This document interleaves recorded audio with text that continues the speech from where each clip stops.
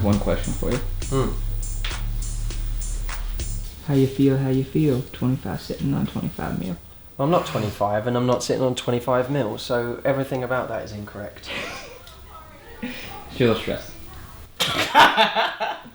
Yeah, you could say that. I'm a little stressed.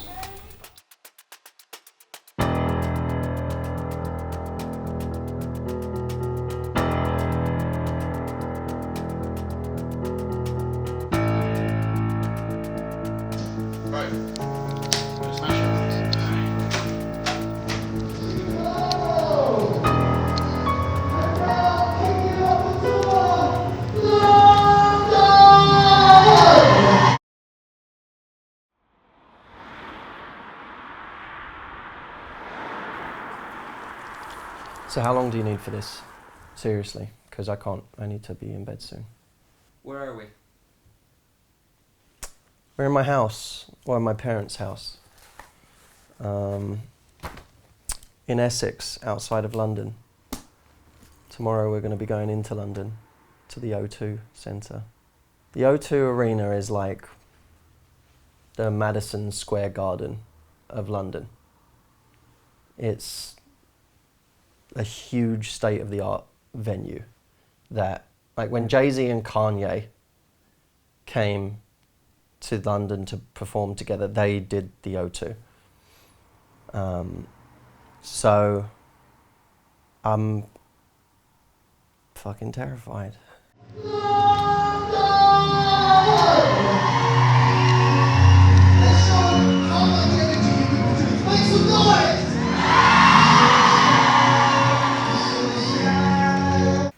Why am I here? You're here because it's the start of a new year. It's the biggest event we've ever done, by far. We have an enormous number of people coming. And I felt like we're not getting enough out of what we're doing. You know, we sit and make these YouTube videos each week, and they're fun, but they don't actually reflect how interesting this weird life is that we lead. And I think the interesting parts are often left out. Like, we do the video and give advice, and then the camera stops and the interesting part happens, where we actually go and do the living part. So I want people to see the living part of what we do, and who knows what the hell it'll be or become, or whether it's just a one-off or not. But it's, for now, we're filming us in London on this crazy journey, and we'll see where it takes us.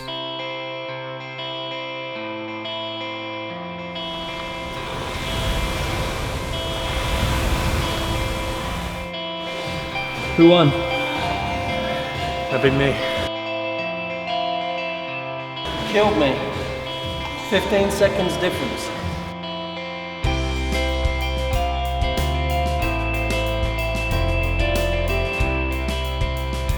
How long have you been training Matt? Well, just when he's back in the UK for probably the last 6 months, is it, Matt? Yeah. Yeah. This man's the trainer in the UK. And he has the best gym in the UK as well.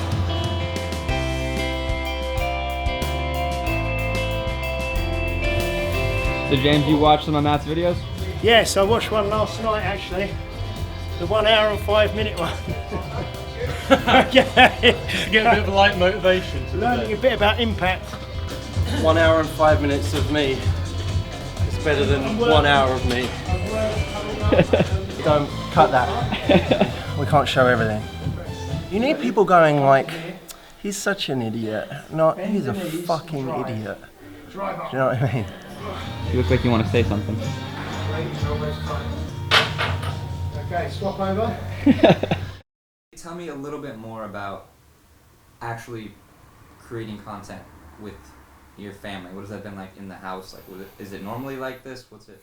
Well, you've seen some of it already with my family. It's like a whole family of content creators. I want to give a concrete example. You can link that to a text example of being quite certain in your statements. We're going to highlight that principle here, but it's probably going to come in the texting. Use language of attraction, not just language of maybe affection, if you like, something like that. When a guy does something nice for you, because he's trying to be that like provider type, or then, you know, protector or something. He's trying to be a man for you.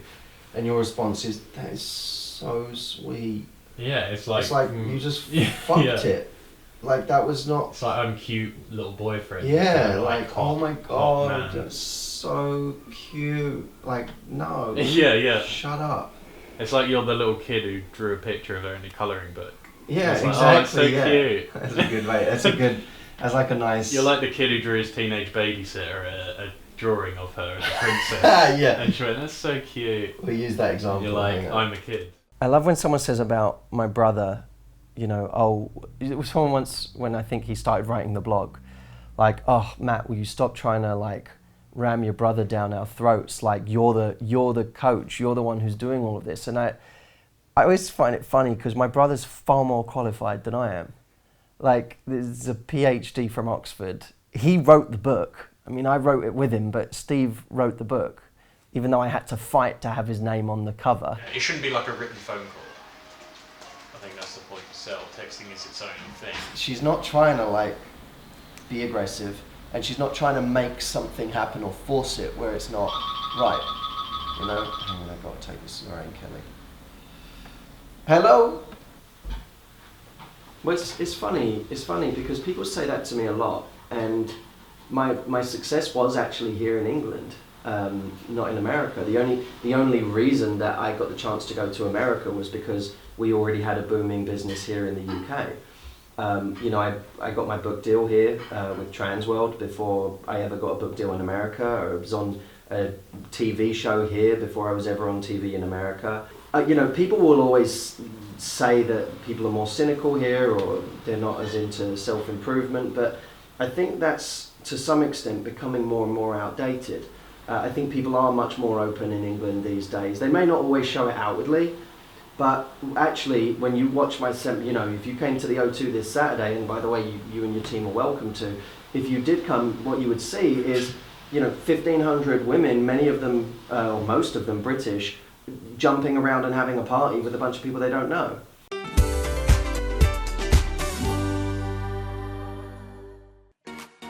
Matthew Hussey's rise to fame as a life coach has been meteoric. In just over 4 years, he's helped millions of women try to find love, from high-powered executives to celebrities like Christina Aguilera. Matthew's book topped the New York Times bestsellers list in 2013, and he's been handing out advice in some of America's biggest TV and radio shows ever since. Well, Matthew's here. Now look at you getting all those women energised and enthused. I know this works beautifully for you in America. Over here, do you think it's going to work equally as well? It started here. Has it? Did it start here and then bounced over there? We only went to America because we were a success. Seriously? So the methods that work in the States work over here? Started in London. We went to Manchester, we went to Dublin, we've been all over with this. And it works for women everywhere. So what is it all about? What is your technique? If you could boil it down, you know, how does it actually work? What are you giving women that no one else is doing? Well, we split it into find the guy, get the guy, and keep the guy. Yeah. And what I really strategize in is giving women practical tips, because I think they're tired of platitudes. Sure. People are sick of reading, well, just be yourself. Because, okay, fine, I'll be myself, but what does that mean I actually do today? Right. What should I do differently in my life today if I'm myself? And many people say, I've been myself for 30 years. Indeed. And I still haven't got the guy, so what do I do now? Live TV. She's like that in real life as well. She's exactly. No one's ever like that. Like in America, everyone's always more ruthless or harsh or always trying to get something. Do you know what I mean? I know exactly what you mean. I fucking knew, Jameson. What worries you about tomorrow? Bigger crowd. It's like a dream venue to be playing. It's not just a bigger crowd, but there's people I actually know there. There's going to be a lot of people I grew up with, you know, like my cousins, their friends. Lots of girls that I grew up with are going to be there. Which is going to be weird. It's going to be weird. They knew me when I was a very different person than I am now. I mean, you know, I'm still the same person, but they knew me when I was a lot more shy, a lot more reserved.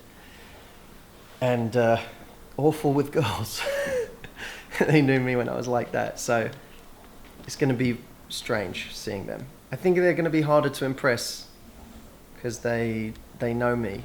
So I feel like it's always harder to impress the people that know you. Like my mum was the hardest person in the world to impress, in a way, because she, like, if the people you know think you're believable, then you've really done a good job. That's how I feel. Where are we headed, Matt? To the office for a big team meeting. How often do you do this? This is the first one in a while. It's that time in the company now. It wasn't, before it was like a little family of people. Now it's got bigger and bigger. It's time to actually start thinking bigger. So we wanted to get everyone together to do that. Who's your lovely driver? My mother. Don't mind, do you? What's that? Driving.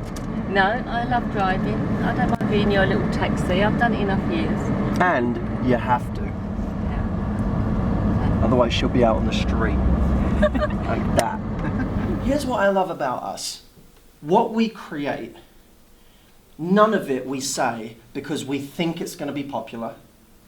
None of it we say because it's aligned with the latest movement in the self-help world. Because, everyone's into The Secret right now. Let's start talking more about The Secret and Law of Attraction. We don't do that.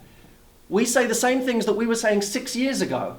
You look at the retreat, how much of the retreat program really did change? It got better, but how much of the content actually changed? The principles are still the same. I'm still saying some of the same catchphrases and things that I used to say 6 years ago because they're truths. And they're truths that actually help people. And they're things that I say because they're intuitive to me and because they've worked for me. And that's why we attract people, is that authenticity. We as a company can't have integrity unless we live by the advice that we give our clients. And that to me is about congruence. It's about being the same things as we're asking everyone else to be. With not just me, but every member of staff in the company. So the reason I wanted you guys to have this presentation, each of you, was so that we could actually figure out, okay, what are your goals? What is your vision for where you're going with us over the next year? So that we can actually realize that, so that we can push ourselves beyond the comfort zones we now have. It's very easy for us to stay where we are, but I think that everyone in this room is capable of incredible things. And I think that with us working together, we're capable of doing even bigger things. It's really hard to say what I think of the team without sounding contrived. And I don't know how to say it in a way that's not cheesy, but I genuinely love them. Like, I have a sincere love for the team that we have. I hope that as the team gets bigger and bigger and bigger, I still have that feeling about everybody. All right, last thing. What would you want to tell yourself just before walking on stage tomorrow?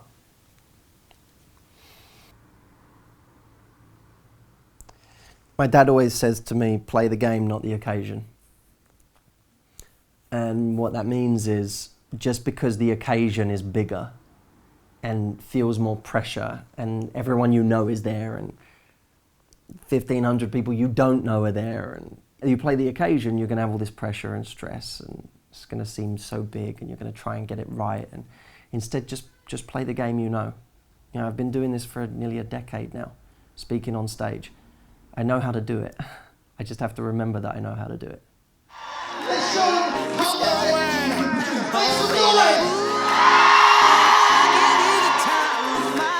We're gonna have the time of our life. $20 I got, but I'ma have a good time ballin' in that. Tell the bartender, Atlanta, some sass, 'cause I'ma get This man right here is my dad. Make some noise for my dad. Yes, we didn't go to church, but I'm blessed. Ladies, we made the motherfucking O2. I work my ass off, but I still can't pay it low. But I got just enough to get off in this club. Have me a good time before my time is up. Hey, let's get it now. Let's do it. Here's the amazing thing. When I started, I was doing these seminars for men, not women, in the basements of horrible, dank, dirty pubs. That was where I started. in Leicester Square in these horrible pubs that couldn't make money in the daytime. So for 50 bucks, for 50 quid, they put us in the basement and say, yeah, you can coach you and your 3 weird guys. You can do it. That's fine. See, here's the interesting thing about love. It's the great equalizer. It's the great equalizer. It doesn't matter how much money you have. You can still have everything messed up for you by someone breaking your heart. No matter how great your lifestyle is. Doesn't matter how well-traveled you are. It doesn't matter how good life is for you in every other area. When it's not right here, it poisons everything else, does it not? How good does food taste when you're heartbroken? You don't even want food. You don't sleep right, but sleep's the only thing you want to escape. Even though love sucks so badly, it's also too good not to engage with. It's too good. It's the best. It's the best. It amplifies our experience of life. And so if right now you're in that camp of people who says, I run away from love because it's too scary, know that the alternative is so much worse. The alternative is so much worse. You have to decide who you want to be in this life. That really is what it comes down to, not to sound too grandiose, but it is. In 10 years, 20 years, 30 years, you'll look back and say, what sort of person was I? Did I hide away because some guy hurt me once upon a time, or someone cheated on me, or someone abused me, or someone didn't like me? Do I hide away now as a result, or do I go out there and give the same standard that I want to give, regardless of what standard other people give to me? A girl that I knew when I was a teenager, one of my cousin's girlfriends, came up to me afterwards and she said, I cried in the visualization. She said, I looked at my watch once in the whole day. I arrived at 11 o'clock and I looked at my watch once and it was 5:30. She said, I was mesmerized all day. I couldn't, even when I went to the bathroom, I ran back because I didn't want to miss anything. And as she was saying it, I was thinking, that's how I want people to feel. It reminded me that the times when I'm happiest is when I have a connection with mastery, with actually mastering something. I don't look back on yesterday and think, what a great day, how happy I am. I think, what a great day, I have 20 different improvements I want to make.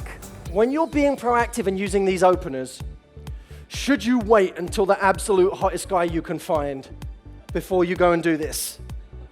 No.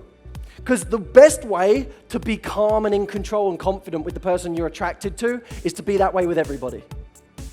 I remember when I was a teenager, we were all dancing and then this song came on that I didn't really like and I stopped dancing. And she said, why did you stop dancing? And this girl was an older girl. I was in love with this girl. All right? This girl, I remember at the time, I couldn't control myself around this person. I was so nervous. She said, why aren't you dancing? And I kind of like tried to be cool. Said, oh, you can't dance to this. And she said, if you can dance to anything. If you can dance to anything. By the way, she's in this room, right? Her name is Sammy. I had a crush on her for a very, very long time. You never wanted me. You never wanted me. Never. I was just awful at it. I really was. But here's the thing as a guy. Often your mum doesn't tell you the right things to do to get laid. There are these little moments where you think you've arrived and oh, like, this is the excitement, I've arrived. And that feeling just doesn't last very long at all. You know, you can be literally 2 sips into that celebratory champagne and the feeling is already gone. The fun part is the journey. It's loving the journey itself, actually getting better at something, actually mastering something. And that's what's exciting me now. It's not even the event itself, it's what the event has now made me want to work on for the next one. I feel like you have to come to New York just to see the improvements and to see what we do with it. Because this isn't, like we thought this would be about London because it's our biggest event ever. But it doesn't end with London, does it?